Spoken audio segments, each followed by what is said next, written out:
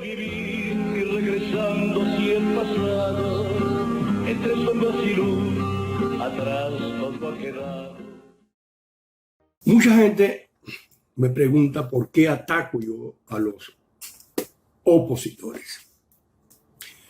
¿Cuál es la razón? Si el enemigo está en Miraflores. Y el enemigo no está, el enemigo principal no está en Miraflores, señores, no está en Miraflores. El enemigo principal está en el Palacio Presidencial o el Palacio de Gobierno de La Habana, Cuba. Todos los venezolanos, la gran mayoría, la inmensa mayoría de los venezolanos aceptan que Venezuela está ocupada por los Castro. Sin embargo, hablan de que el enemigo está en Miraflores. Bueno, sí, hay enemigos en Miraflores, ¿cómo no?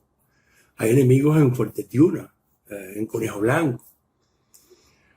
Pero el enemigo principal está en La Habana,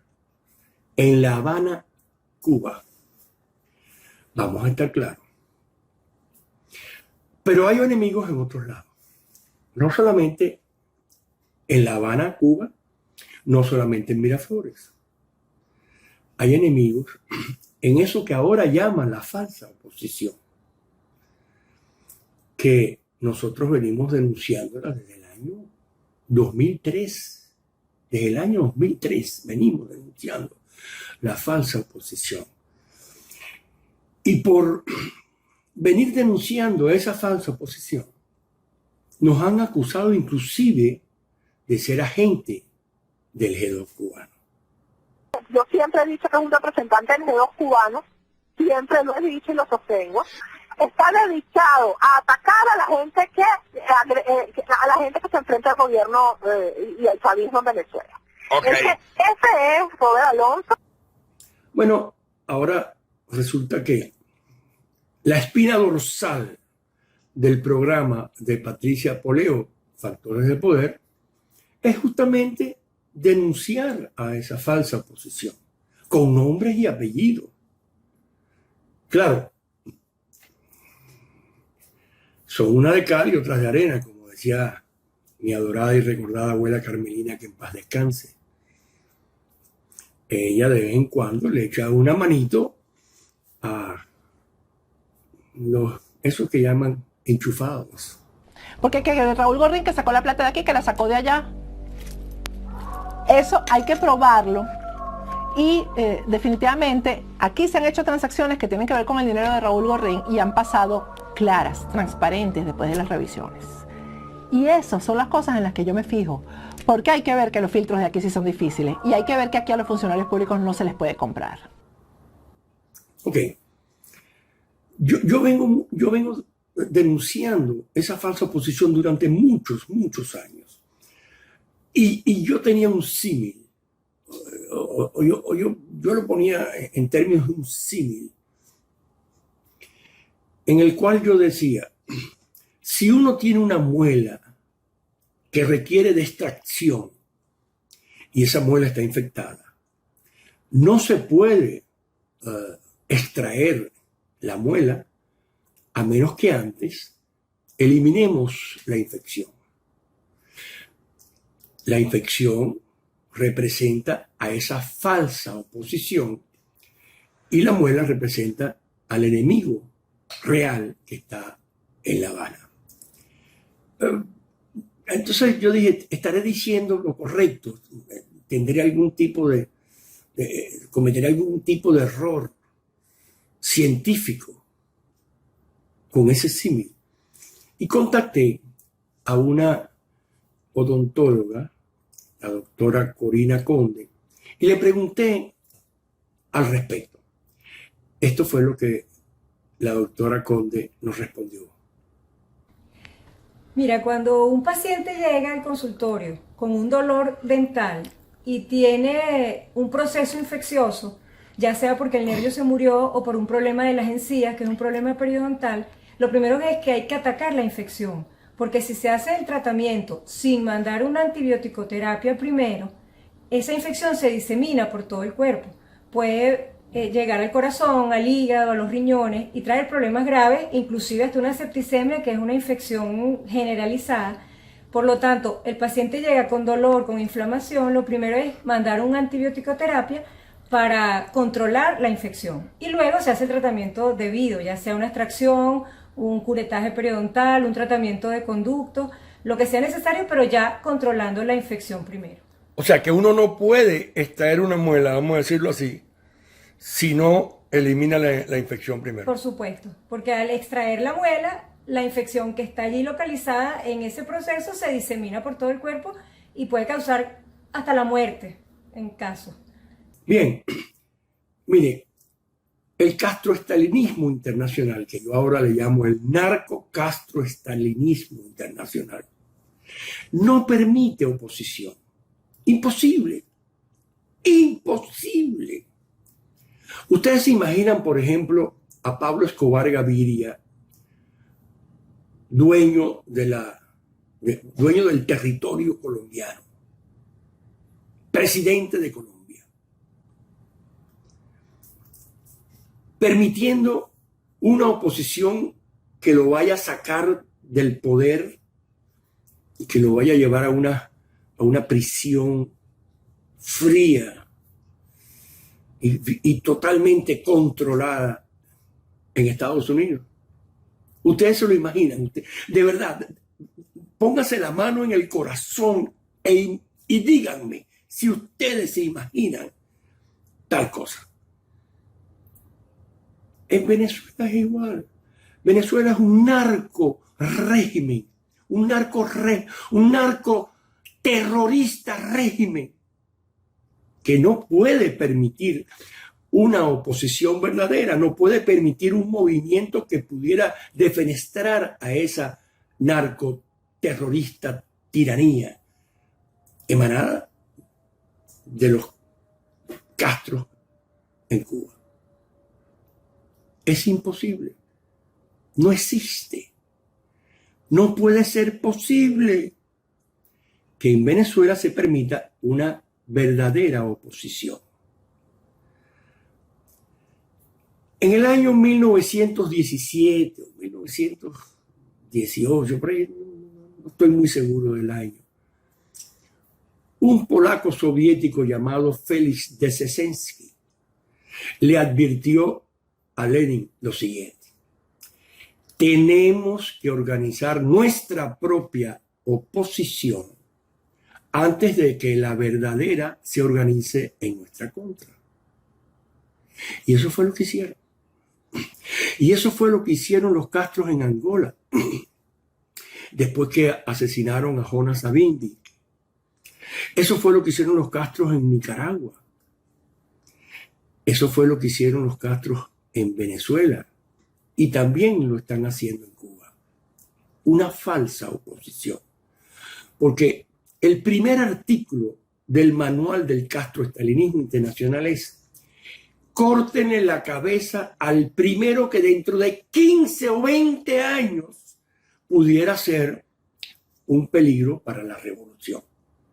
Entonces, miren, es muy fácil reconocer a un falso opositor en Venezuela. Simplemente pregúntense ustedes, ¿caminan libremente por las calles de este país? Le permiten hacer oposición, le permiten hacer proselitismo opositor. Si ustedes ven que se lo permiten, entonces ese individuo no es un verdadero opositor. Claro, tiene que hablar, tienen que comentar en contra del régimen, como lo hacía, por ejemplo, Germán Escarrá. La verdad es que yo en lo personal, Germán Escarrá, 380195 en mi cédula, quiero decirlo públicamente. Yo estoy desestabilizando, yo estoy haciendo todo lo que tenga que hacer para que ese proceso ilegítimo de constitución no se dé. Para que un opositor falso pueda pueda tener credibilidad dentro de la masa opositora de la calle, por supuesto que tiene que atacar al régimen, pero lo ataca en los flancos que no le duele al régimen. Y cada vez que se produce un problema, una crisis, sale ese falso opositor a aplacar aplacar la crisis, actuar de bombero, como hicieron a Manuel Rosales y Enrique Capriles Ratonsky en su momento. Los procesos que tenemos a futuro. Recordar que el CNE cambiará cuando nosotros elijamos una nueva Asamblea Nacional, donde tengamos la mayoría de los diputados, y hacia allá vamos, que es en el año 2015. Que hay que hablarle al pueblo con claridad. Nosotros no queremos sacar a Chávez por ninguna vía de la violencia. Él tiene que salir dentro de 14 años a punta de votos para elegir un nuevo presidente de la República, como establece la Constitución venezolana. Ahora, mucha gente me escribe y me dice, pero Robert, eso eran tiempos antiguos, no sé cuántos, no pueden matar a los opositores, no pueden desaparecer a los opositores, a los líderes opositores, no lo pueden desaparecer, porque la opinión pública estallaría.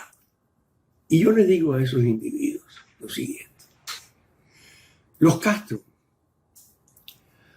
tienen manera de modificarle la salud a personajes muchísimo más importantes que los falsos opositores de Venezuela.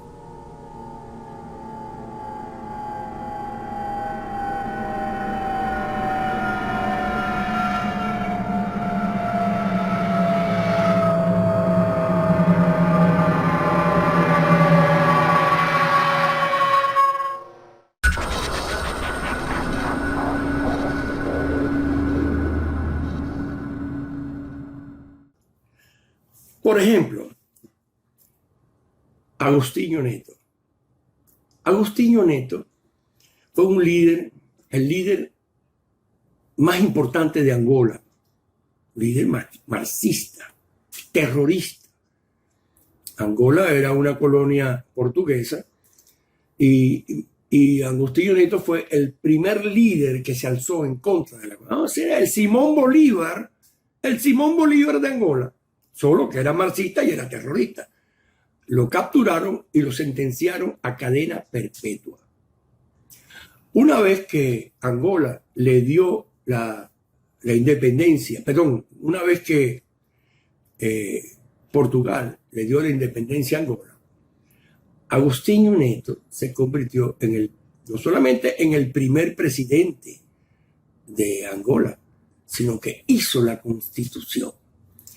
Estaba apoyado, por cierto, por los soviéticos y por Castro.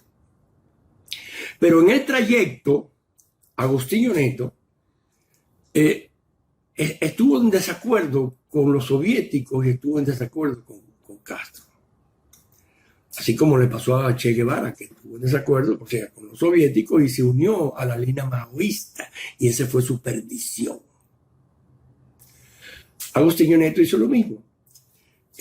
Empezó a contradecir los planteamientos y los postulados soviéticos, y esa fue su perdición. Murió de un extraño cáncer. En vez de morir en Cuba, murió en Moscú. Agostinho Neto.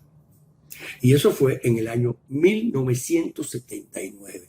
Si ustedes revisan todas las informaciones en las redes sociales, Agostinho Neto murió de un cáncer.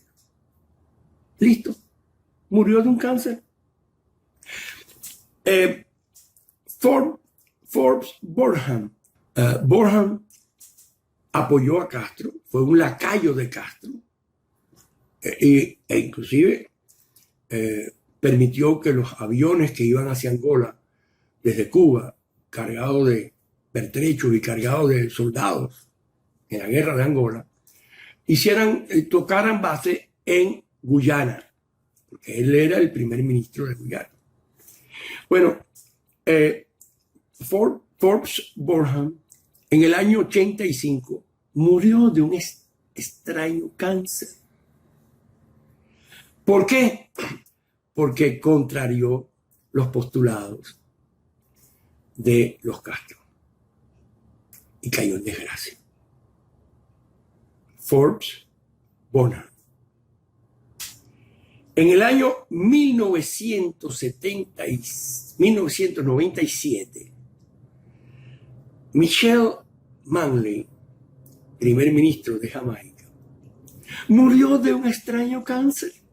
Extraño cáncer. Manley fue un delfín de Fidel Castro, así como lo fue Chávez. Pero en un momento dado, Manley contrarió a Fidel Castro y no estaba de acuerdo con muchos de los planteamientos que hacía Castro para llevar a Jamaica hacia al mismo mar de felicidad que Chávez llevó a Cuba. En consecuencia, murió de un extraño cáncer. En el año 2012, diciembre de 2012, no de marzo 2013. En diciembre de 2012, Hugo Chávez Frías muere no en el Hospital Militar de Venezuela, muere en el CIMEC de La Habana de un extraño cáncer. Que si fue esto, que si fue lo otro, que si le dio en esto, que si le dio en lo otro. Entonces, murió de un extraño cáncer. ¿Y dónde está enterrado, o supuestamente, dónde está el cuerpo de Hugo Rafael Chávez Frías? No está en el cuartel de la montaña, como la gente cree. Los restos mortales de Hugo Rafael Chávez Frías reposan en la gaveta número 486 de la morgue del CIMEC en La Habana.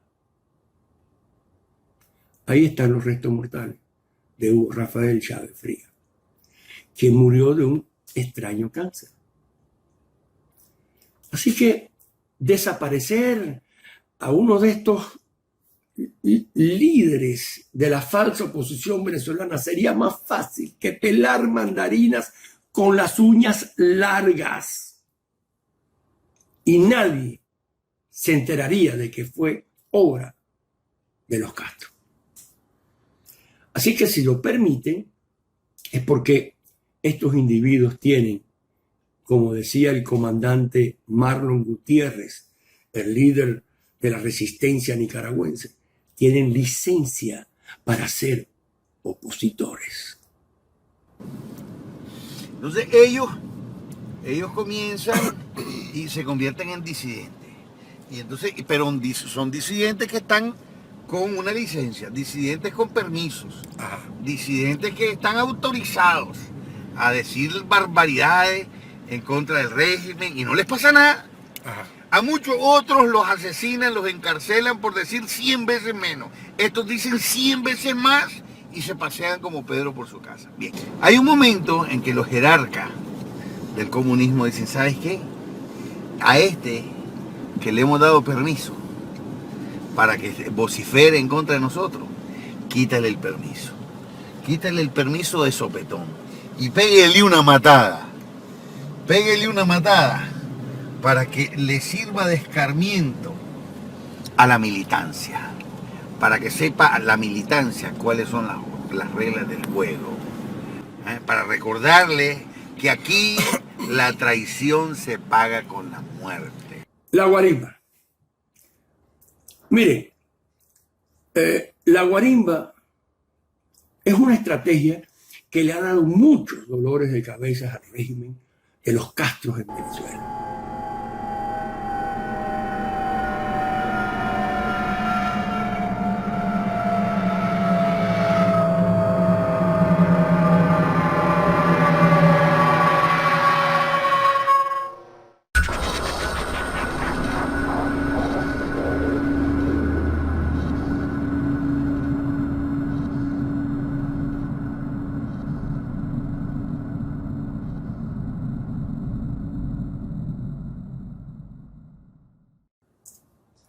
al régimen de los Castro en Venezuela. Y hay evidencias, hay muchas evidencias. Lo que pasa es que muchos venezolanos, millones de venezolanos, o ignoran esas evidencias, o quieren ignorarlas, o se dejan llevar por esos líderes de la falsa oposición. Eso es lo que ha pasado con la guarimba. Si ustedes le dicen a un médico, si ustedes le dicen a su médico de cabecera, le dice, usted tiene una infección, vamos otra vez con la ciencia médica, y le dice, usted tiene una infección y tiene que tomarse estos antibióticos cada 6 horas por 7 días. Entonces ustedes llegan a su casa y le dicen a su esposa o a su esposo, a su mamá o al primo, a la vecina, quien sea, porque hay muchos expertos de Logroña o expertos de Logroño, que no son expertos ni son un carrizo. No, que me mandaron unos antibióticos aquí cada 6 horas y por 7 días. Y entonces le dicen, no, chica o chico, ¿cómo por cada 6 horas? No, cada 8 horas y por 7 días. No, mija o mijo, tómatelo 3 días. 3 días ya. Entonces la infección no se cura, no se elimina. ¿Y qué es lo que usted va a decir? Usted va a decir que el médico no sabe un carrizo. Usted va a decir que esas medicinas, esos antibióticos no sirven para nada. El que no sirve para nada es usted. Y quienes no sirven para nada son sus asesores de Logroño o asesores a destajo, que no son asesores ni son un carrizo. Lo mismo sucedió con la guarimba. No, que ya aplicamos la guarimba en el año 2004, en el año 2014 y en el año 2017. Porque la gente dice, no, que está haciendo guarimba. No, que hay unas guarimbas montadas en tal lado. No. Las barricadas no son guarimba. Las barricadas son parte importante de la guarimba, pero una barricada no es una guarimba. Señores, guarimba es una palabra caribe que significa refugio. La idea de la guarimba es paralizar el país de punta a punta de manera generalizada y sostenida para lograr una implosión militar o una intervención internacional, porque un país paralizado produce un problema internacional, produce un problema regional, y además de eso, en muy poco tiempo, le quita gobernabilidad al régimen. Y una vez que el régimen pierde gobernabilidad, en este caso a través de una paralización generalizada y sostenida, el régimen se cae. Y hay que poner orden. Y el orden viene del exterior. O podría venir del exterior, o en su defecto también una implosión interna, militar, que dirige el tráfico. Claro que eso supone un problema adicional. ¿Quién es el que va a dirigir el tránsito o el tráfico? Lo van a dirigir los líderes de la falsa oposición. Lo va a dirigir Henry Ramos Salud, que bueno, ahorita está un poquitico mal de salud. Dios me lo bendiga y me lo ampare, me lo ayude. Lo va a dirigir Julio Borges, Capriles Ratonsky. ¿Quién lo va a dirigir? Ese es otro problema. La gente me dice, bueno, pero entonces liberamos a Venezuela, pero entonces ¿quiénes toman el poder? Bueno, yo digo lo siguiente, otra vez con la medicina. Yo debí haber sido médico, soy un médico frustrado. Si ustedes tienen una pierna sufriendo de gangrena, ustedes tienen que amputar esa pierna. Si esa pierna si usted está en el medio de un campo de batalla, donde las condiciones no son asépticas, donde las condiciones son bastante indeseables, como un hospital de campaña, por ejemplo. De todas maneras hay que amputarle la pierna. Luego viene el gran peligro de que esa amputación produzca una septicemia, una infección generalizada. Entonces muere de la septicemia, si es que no se puede controlar la septicemia. Pero de todas maneras había que amputarle la pierna, porque de lo contrario usted va a morir de gangrena. Horrible muerte. Entonces nosotros tenemos que liberar a Venezuela como de lugar. A como de lugar. ¿Qué pasa después de la liberación? Bueno, eso ya se verá. Eso ya se verá.